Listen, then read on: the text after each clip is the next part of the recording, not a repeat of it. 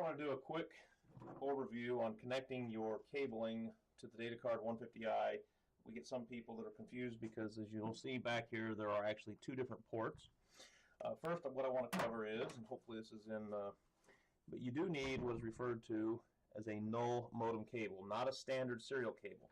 Now they may look very similar, and they have the same pinning and everything, but a null modem cable has inverted pairing inside. It is not a standard serial cable.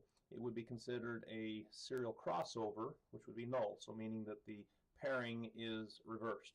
So if you try to use a serial cable and connect to the data card to your computer, it will not work. It will not connect. All right, so the port that you're going to use is the top port here, and the label for them, if you look, there's a label under these, and it's called the host port. So it's the top port or the host port, and you'll notice on your cable, on your null modem, it'll be, maybe I'm not there, it'll be this connector, and then you can just slide that on. Okay, now this end will be what goes to your serial port on the computer. And if you don't have a built-in serial port, and do not confuse, some computers have a VGA port that looks a little bit like this. That would be for an external monitor. Computers manufactured in the last 7 years usually do not have a serial port, and you will either need to get an older model computer, like some of the Dell Latitudes and some of the ThinkPads IBM had and stuff.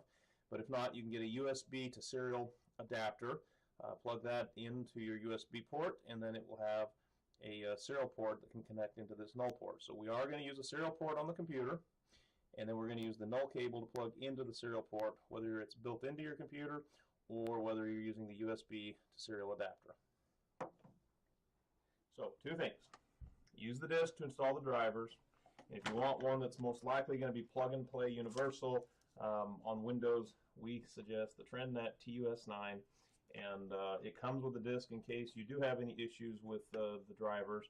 But this one, normally you plug it in and within a minute or two it's up and running and runs flawlessly. Alright, so with that said, here is the TrendNet TUS9 out of the package. So your computer won't have a serial port most of the time, especially if it's more recent than the last 5 or 6, 7 years. And so you'll just plug that into your USB, and that will give you your serial adapter end. As I explained previously, you'll need a null modem cable. That null modem cable then just connects right here. It does allow you to even lock that down using little screw pins, so that you make sure that you keep a good connection that doesn't become dislodged or disconnected. And you can do the same back here on your data card. You can just screw that in, and then there's no questions about whether or not it might accidentally come loose. Okay, really quickly we're going to take a look at the boot up sequence and what needs to happen for you to connect to your data card with the software through the COM port, serial port, null modem cable. So I'm going to actually cycle this off. I'm going to wait about, it's always a good idea to wait at least 10 or 15 seconds. Don't just immediately turn it on and off. You can blow a fuse or something. We also do recommend that you run a quality surge suppressor at the absolute minimum, and ideally you would use an AVR, which is an active voltage regulator or an automatic voltage regulator, but it does need to be active, not passive.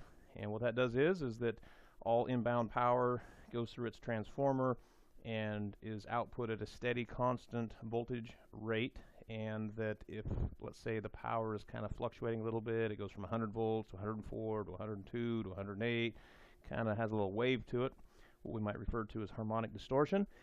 It takes all of that and steps it up and down so that you get a consistent, for instance, 110 volt steady power that is put into your machine, which is important because these have about 8 different motors that are stepper motors.